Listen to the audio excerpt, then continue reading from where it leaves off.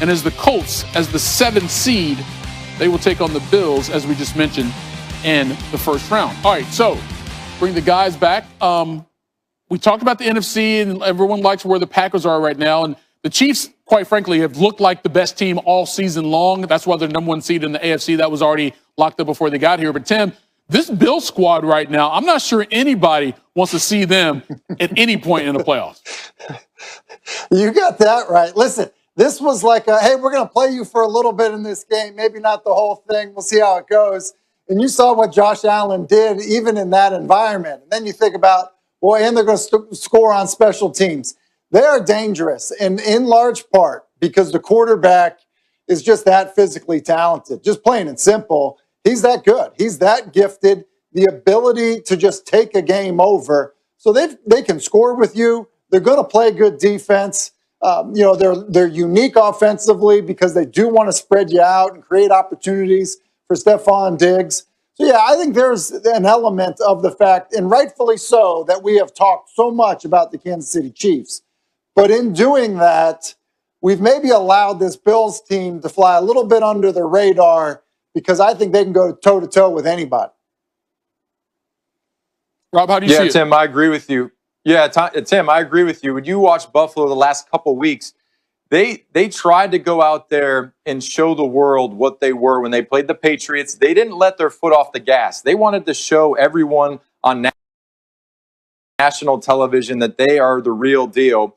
And Josh Allen has been lights out all season. They're going against the Dolphins today, and they look. They don't want to let up. And when you think about the AFC and the Kansas City Chiefs, what can Kansas City do? They can score a lot of points. Well, Buffalo is showing everyone that they can score a lot of points as well. And if you want to beat Kansas City, you're going to have to score points. So in the playoffs, you never know what's going to happen. But I think that Buffalo probably has the best chance offensively because of the points that they can put up to maybe upset Kansas City. And look, I mean, when was the last time Buffalo swept the division? It's been a long time. Yeah, a long time indeed. And it took a long time to get here, seemingly, for this 2020 season. But here we are. Chiefs number 1 seed in the AFC, Packers number 1 seed in the NFC. Both will have the first weekend off. Then the question becomes, who will win that NFC East crown later tonight? Washington wins it. They get it. If they lose, the Giants get it. So we put all that together, Tim. Takeaways, Week 17, playoffs coming up next weekend. What do you got?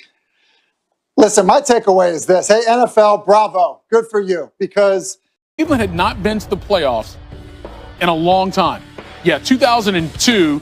But we also had Mason Rudolph and Myles Garrett on the field at the same time. Remember that from last year? Yeah, hopefully we can forget it at some point. This is Nick Chubb, though. I mean, he's really good running, but that was some bad tackling by the Steelers. 47 yards for the touchdown. Becomes the first Browns player to rush for a touchdown of 40 or more yards against the Steelers since Jim Brown, Hall of Famer, 1958. They led it 10-9 at the break. Start of the fourth quarter, they're up 17-9. Jarvis Landry makes it 24-9. Ensuing Steelers possession, Rudolph, Chase Claypool. That's a touchdown, so it's just 24-16 at this point. Steelers get the ball back. 3 minutes to go. Rudolph, Deontay Johnson, he's open. He's inside the 10.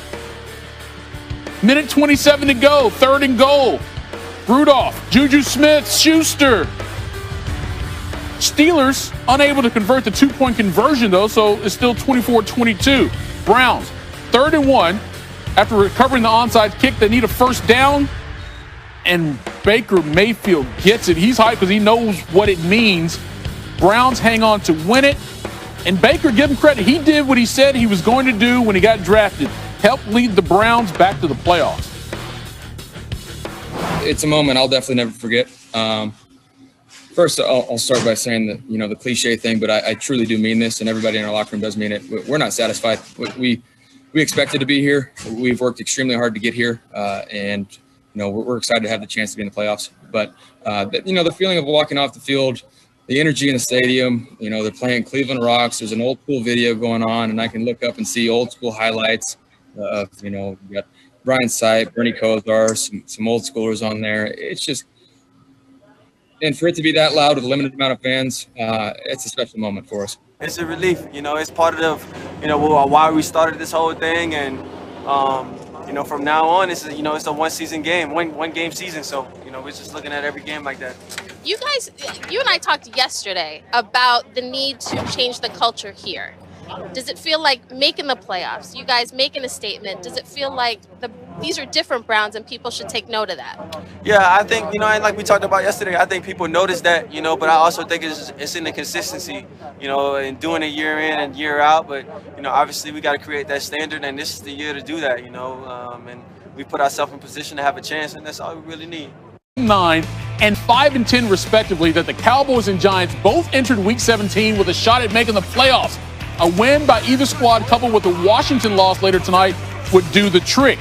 So Giants up 13-6, and Daniel Jones saying, no, Eve, let's make it 20-6. Dante Pettis into the end zone before dropping the ball. How would the Cowboys respond? Well, fourth quarter we pick it up. They're down 23-19. Buck 20 left. Andy Dalton, nowhere to go, and throws it up in the air, and it is picked off by Xavier McKinney. Crucial interception there by Dalton. So the Giants just need a first down to end it, right? So Wayne Gallman, 2nd and 5. There's your first down, but there's your fumble. And the Cowboys, they think they've got it. Would be a huge turn of momentum. Gallman just simply loses control. Kind of knocked it out of his own hand, if anything else. But watch this. Fortunate enough for him, the ball just kind of sat under his butt. And he would come out of that scrum with the ball. Giants hang on to win it, 23-19. Now they just need Washington to lose, and the Giants would be going to the playoffs. Here's Donna Rossini with Sterling Shepard. You guys did everything you possibly could do to control perhaps a playoff berth. What was it like for you guys in that post-game locker room? It was definitely lit. I mean, we got the speaker going. Guys were hyped up about it. So it's been a minute since we got the Cowboys. It's my rookie season, actually, the last time that we beat them. So we were really excited and glad we came out with a W. My words to the team at the end of the day was just pretty much how proud I was that they kept playing. Okay. What they've been able to do, sticking together as a team, the progress we've made. And then ultimately, whatever happens tonight, let's just be ready to go, come into work tomorrow and do whatever we have to do. Make the right decisions tonight. Make sure we're prepared that if something goes our way, that we're ready to go ahead and play next week. But we'll let tonight take care of itself. It's disappointing that we didn't come out of here today with a win. There's some struggles during the course of the game, but our guys fought all the way down to the end. I'm disappointed for him. I think, like all of us to a man, we felt confident coming in here that we'd be able to come out of here today with a victory. All right, so again, it's pretty simple as it stands right now in the NFC East. If Washington beats Philly, they win their first division title since 2015. But if they lose, the Giants get it, plus the home playoff game that goes with that division crown. By the way, last time New York won this division was 2011, and they won the Super Bowl that year. All right, Tim, Rob, bring you guys back in. Look, we've made a lot of